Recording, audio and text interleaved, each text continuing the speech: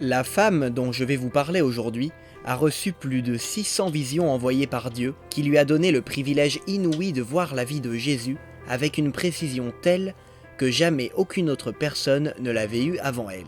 Ces 600 visions ont été mises à l'écrit, et je vais vous donner 7 bonnes raisons de foncer lire cette œuvre magistrale, qui pourrait sans aucun doute changer votre vie. Cela étant dit, c'est parti, on commence tout de suite. Première raison, elle revoit la vie de Jésus, mais pas que. Maria Valtorta est une mystique catholique italienne du XXe siècle qui a reçu de Dieu une grâce immense, celle de contempler la vie de Jésus par 652 visions pendant 4 ans, d'avril 1943 à avril 1947. Elle était totalement immergée dans la scène qu'elle voyait. Dans la terre d'Israël du temps de Jésus, pouvait regarder autour d'elle, sentir les odeurs, et elle entendait les conversations dans sa langue maternelle, l'italien. Elle a ainsi mis par écrit ses 652 visions dans son œuvre principale, le poème de l'homme-dieu, traduit en français, l'évangile tel qu'il m'a été révélé. Cette œuvre, écrite en 4 ans, est aujourd'hui publiée en 10 volumes, et ça représente 9000 pages manuscrites, soit plus de 10 millions de caractères. Pour vous rendre compte du prodige que c'est, voici un tableau comparatif avec l'œuvre de Marcel Proust, considéré par le Guinness des records comme le plus long roman de l'histoire. Ce tableau est issu du super site édifiant.fr, je vais vous en reparler et le lien est de toute façon en description. Maria Valtorta n'est pas la seule mystique à avoir reçu des visions de la vie de Jésus. Il y a eu avant elle la vénérable Marie d'Agreda et la bienheureuse Anne-Catherine Emmerich. Mais ni l'une ni l'autre n'ont écrit directement leurs visions. L'œuvre initiale de Marie d'Agreda a été détruite et elle a dû tout réécrire 33 ans après. Quant à Anne-Catherine Emmerich, ses visions ont été réécrites après sa mort par un poète, Clemens Brentano. Ainsi, comme vous le voyez dans le tableau à l'écran, toujours tiré de édifiant.fr, c'est une œuvre unique en son genre. Mais l'évangile tel qu'il m'a été révélé ne se limite pas à des visions de la vie de Jésus, car les visions commencent bien avant sa naissance avec l'enfance de Marie et se terminent plusieurs décennies après son ascension avec l'Assomption de Marie. De plus, l'évangile tel qu'il m'a été révélé contient, outre les visions, des dictées où Jésus enseigne directement sur certains sujets. Lire l'évangile tel qu'il m'a été révélé est donc un des meilleurs moyens de mieux connaître Jésus, car on est immergé à ses côtés pendant des milliers de pages. On apprend un nombre inouï de choses sur lui et on devient en quelque sorte ses disciples pendant la lecture. Ce qui dans les évangiles était résumé en une phrase est ici développé sur plusieurs pages, c'est génial. Un exemple, le sermon sur la montagne, qui fait quelques pages dans l'évangile selon saint Matthieu, fait ici plus de 70 pages. Et ça n'a rien à voir avec un film, une série ou un bon livre sur Jésus, qui est alors une œuvre humaine qui dépend de l'imagination de son auteur. Non, ici c'est vraiment une œuvre inspirée par Dieu et on peut être sûr que tout ce qui est décrit dans l'évangile tel qu'il m'a été révélé s'est passé exactement comme cela. Donc dans certains cas c'est Maria qui écrit directement ce qu'elle voit dans les visions et dans d'autres cas c'est Jésus qui lui dicte directement ce qu'elle doit écrire. Enfin, il faut l'avoir en tête, l'évangile tel qu'il m'a été révélé n'est que 2/3 de l'œuvre de Maria Valtorta. Maria Valtorta a aussi reçu des dictées de Jésus sur de nombreux autres sujets, qui sont regroupés aujourd'hui dans ce qu'on appelle les cahiers, mais elle a aussi eu des visions de l'Église primitive, un enseignement de l'Esprit Saint sur l'Épître aux Romains, des visions et enseignements de Saint Jean, Saint François d'Assise, Sainte Catherine de Sienne et beaucoup d'autres visions.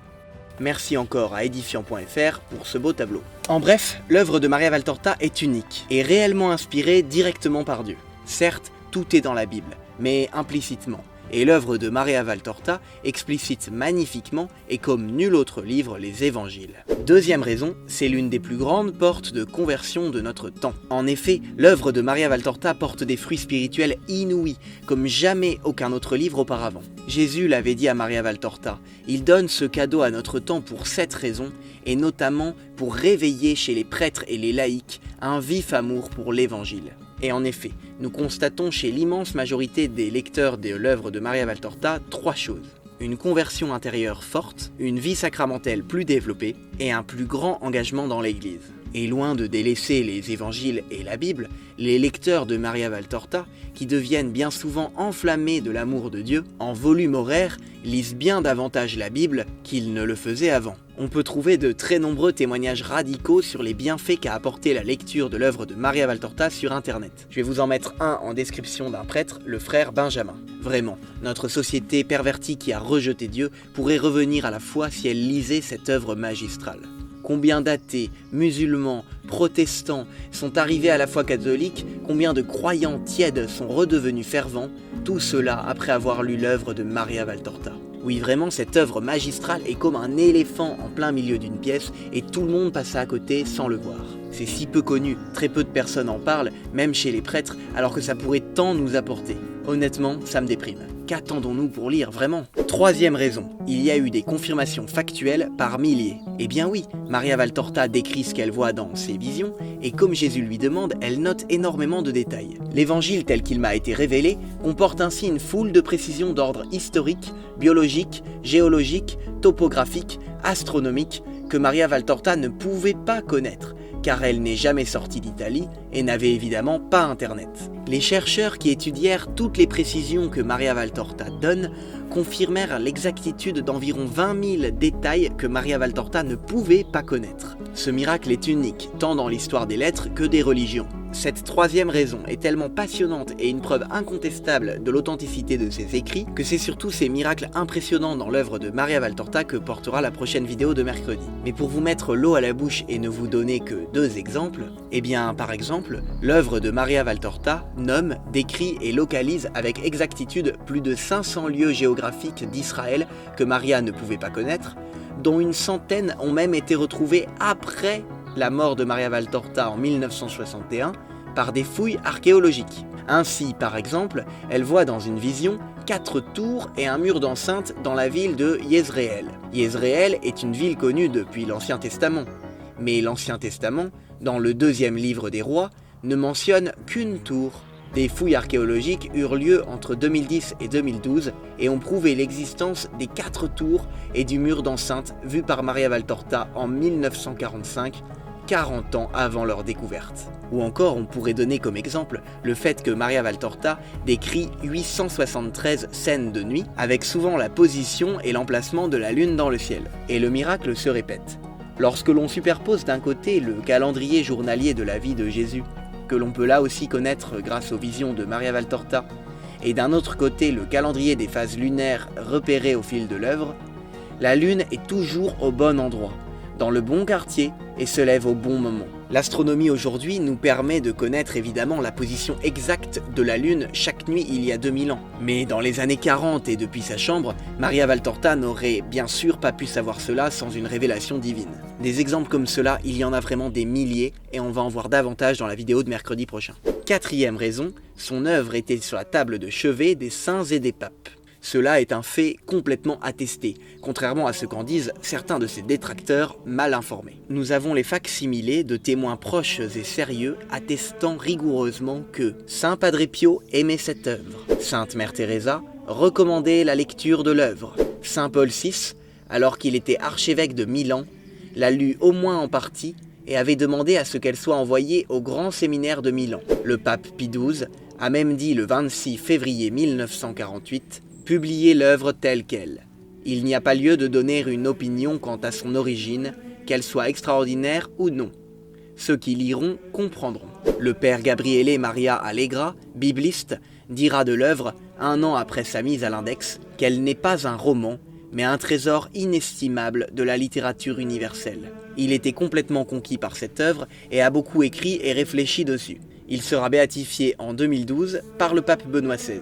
La bienheureuse mère Maria Inés Teresa Arias Espinosa, fondatrice des missionnaires clarisses du Saint-Sacrement, écrivait dans une lettre « J'aime beaucoup lire le poème de l'homme-dieu, l'évangile tel qu'il m'a été révélé. C'est vraiment devenu l'une des plus belles sources de lecture spirituelle. » Et elle offrit cette œuvre à chacun des 35 monastères qu'elle avait fondés dans le monde. Le cardinal Ratzinger, préfet de la Congrégation pour la doctrine de la foi alors, à l'époque, et futur pape Benoît XVI, était sceptique au début, mais a changé d'avis après s'être penché plus sérieusement sur les écrits. C'est aussi un fait solidement attesté que beaucoup ignorent, mais j'en reparlerai plus tard sur ma chaîne. Et c'est sans citer les cardinaux Augustin Béat, Édouard Gagnon, Anthony Padillara, qui se sont prononcés très favorablement sur l'œuvre, et tellement d'évêques qu'il serait trop long de tous les citer. Vraiment, on parle là de beaucoup d'évêques. Je vous renvoie vers l'excellent article de edifiant.fr en description. 5e raison, un combat spirituel de haute intensité qui révèle une œuvre d'une importance capitale. C'est la 5e raison qui fait que vous devriez vous pencher sur l'œuvre de Maria Valtorta. En effet, la diffusion de son œuvre a eu beaucoup d'obstacles, signe que Satan ne l'aime pas du tout. Oui, La persécution est une norme pour les œuvres venant de Dieu. Bien rares sont les saints qui n'ont pas été persécutés par leur propre famille religieuse, par l'Église, celle-là même pour laquelle ils ont donné leur vie. À ce titre, ils rejoignent les prophètes, et plus encore le Christ, trahi par son ami Judas, renié par son choisi Pierre, crucifié par son peuple. Parmi les saints persécutés par l'Église elle-même, nous pouvons citer Saint François d'Assise, Saint Philippe Néri, Saint Jean de la Croix, Saint Jeanne Jugan, Saint Jean Bosco, Marcel Vannes, Louisa Picaretta et tant d'autres. Ainsi, leur réaction face à ces persécutions était des bons moyens d'éprouver aussi comment ils réagissaient, donc leur obéissance et donc leur sainteté. De son côté, le Saint-Office a donc censuré l'œuvre de Maria Valtorta en 1949 en la mettant à l'index. Ne pouvant attaquer l'œuvre sur le fond,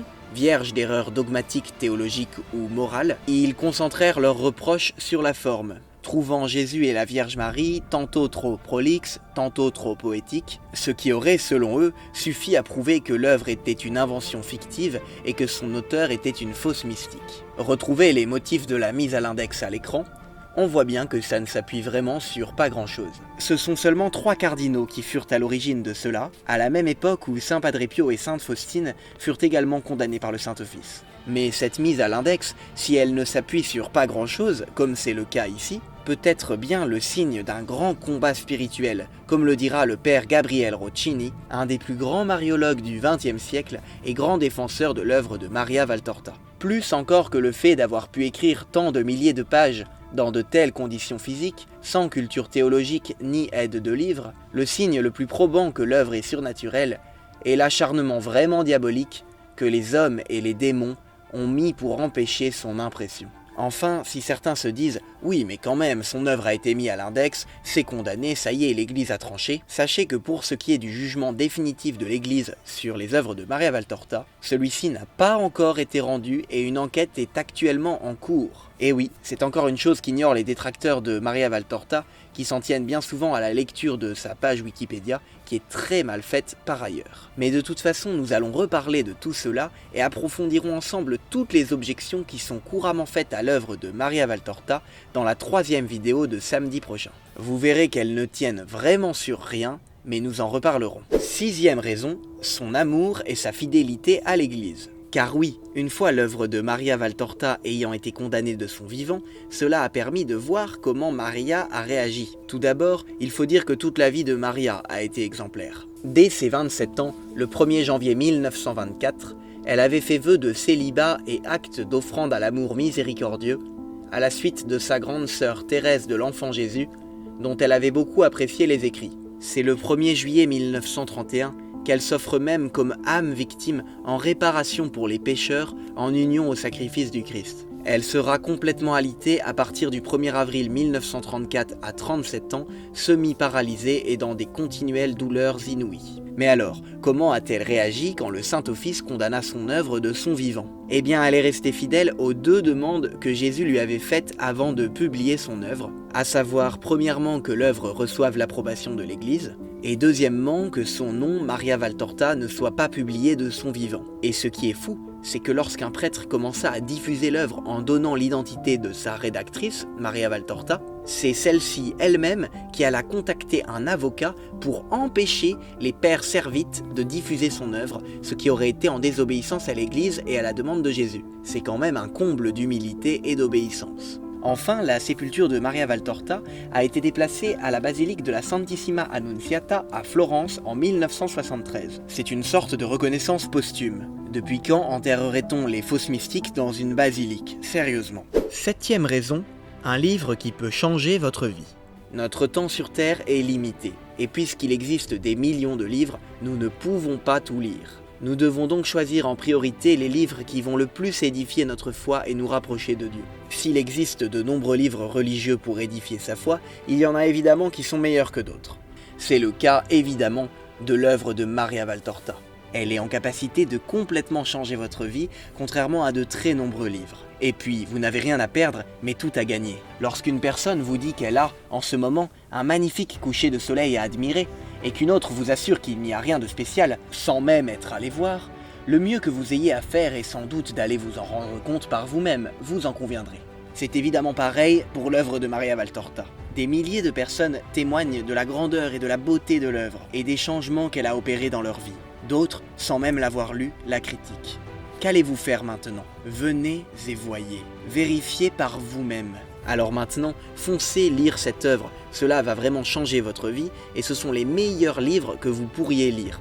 Je vous invite vraiment à aller visiter le site édifiant.fr en description et à vous abonner à la newsletter pour recevoir une fois par mois un contenu rare et percutant pour approfondir la foi catholique. Je vous dis à mercredi pour la prochaine vidéo dans les miracles sur l'œuvre de Maria Valtorta qui s'affichera là quand elle sera sortie.